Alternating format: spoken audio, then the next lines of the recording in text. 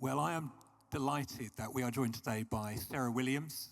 Sarah is the Professor of the History of Christianity at Regent College in Vancouver, and also an author on a book on Josephine Butler's life, When Courage Calls.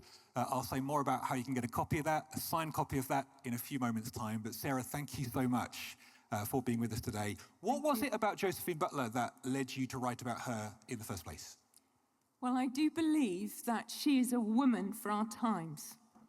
The things that she fought for, her ideas, her insights, her practices, they're actually more relevant than ever.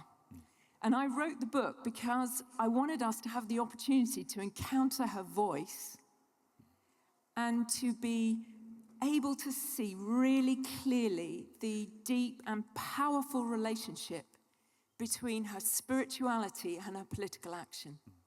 She campaigned on a whole wide variety of different issues. Child trafficking, women's suffrage, child prostitution, to name a few. Talk to us about some of her biggest battles, biggest accomplishments. Well, it would be easy for me to answer that question by pointing to her extraordinary role in the passing of the Criminal Law Amendment Act that raised the age of consent to 16, where it still stands in British law today, or to her amazing leadership of what became a mass movement to repeal the Contagious Diseases Act. But actually, what she described as her biggest battle was daily and lifelong. The battle to choose whether or not to pray. In 1878, she wrote this: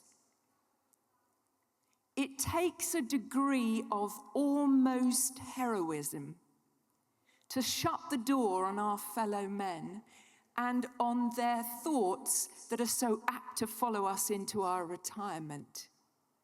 And yet it must be done if we are to have any influence for good." And for Josephine Butler, prayer was the one indispensable thing. In fact, it was in prayer that we get to understand what justice is. Because for her, justice wasn't so much an idea that we hold to. Justice was a person that we encounter. And as we pray, we get to behold him. And as we see Jesus, we get to understand the difference between justice and injustice in ourselves and in the world. So prayer was absolutely indispensable for her. She spent an hour every day throughout her whole life in prayer. Your book is called When Courage Calls. Would love to hear more about how courage defined her life. Well, there's absolutely no doubt that she was a profoundly courageous woman. You got a sense of that, didn't you, from the video? It takes phenomenal courage to face down international criminal networks of sex traffickers, and she did that. It takes phenomenal courage to stand up in town halls and meeting places in the major cities of this country when women rarely spoke in public and certainly didn't talk about politics and sex as she did.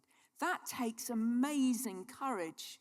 But the reason I called the book When Courage Calls is actually a play on that famous first wave feminist slogan, "Courage calls to courage everywhere." You could see that on the statue of Millicent Fawcett in Parliament Square.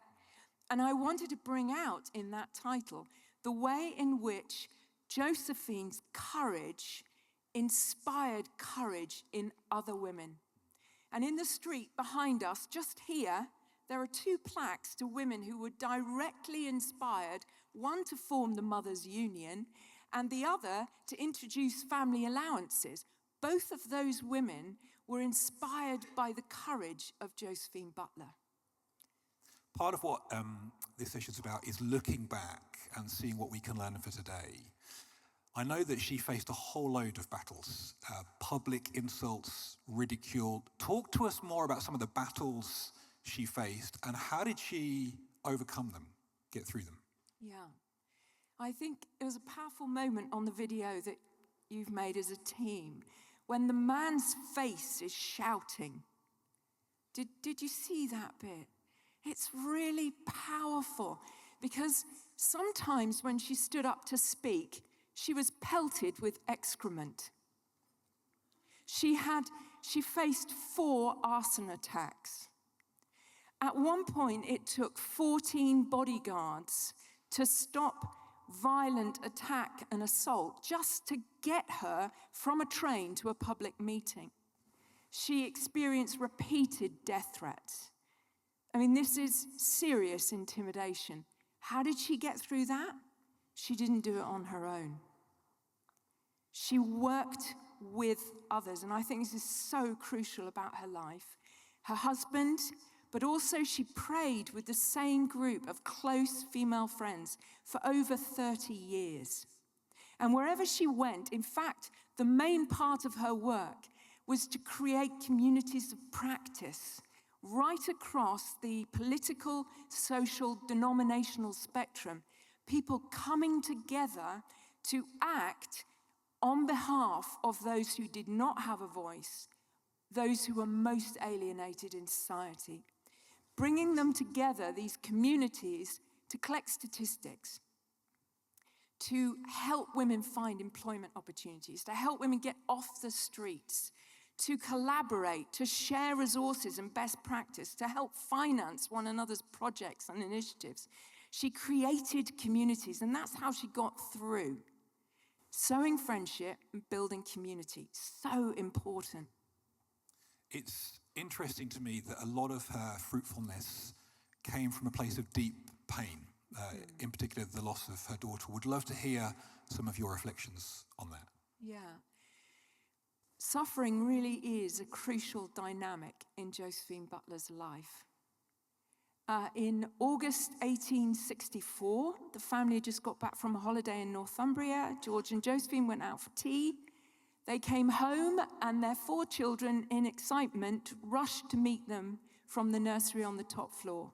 And Eva, the youngest, fell over the banisters 40 feet down onto a tiled floor below. She died quite a few hours later in absolute agony in George Butler's arms. It took 20 years before Josephine Butler could write about that.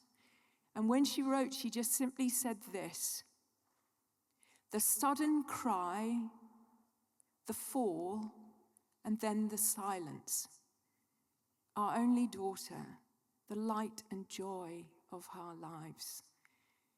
And that experience of profound tragedy is a change point, a pivot point in her life. And she's plunged into this season of deep, deep grief. And we know from her journals and her letters, not her letters, but her private thoughts journal, that she wrestled through that grief and loss in prayer. And out of that experience of prayer came this deep intimacy with God. And the writings from that period are extraordinarily sweet. And through that period of grief, she began to pray for others who were also in pain. She began to have a sense of God's calling to be involved with women on the margins of society. And through that 2-year period in particular, she starts visiting women in the Brownlow workhouse. And in a sense, the rest is history. But suffering's the idiom. And that was one of the things I found most striking writing about her. And it challenged me. There's not so much out of our altogether lives and our squeaky clean characters that we have impact, but actually out of our deep brokenness offered to Jesus, and then that brings his presence into all our interactions with others. And that was something people felt about Josephine Butler. Last question. It strikes me that if Josephine Butler was here today, she'd be something of a force of nature. What do you think she would want to say to us as we seek to partner with God to work for the renewal of all things? Am I allowed to be honest?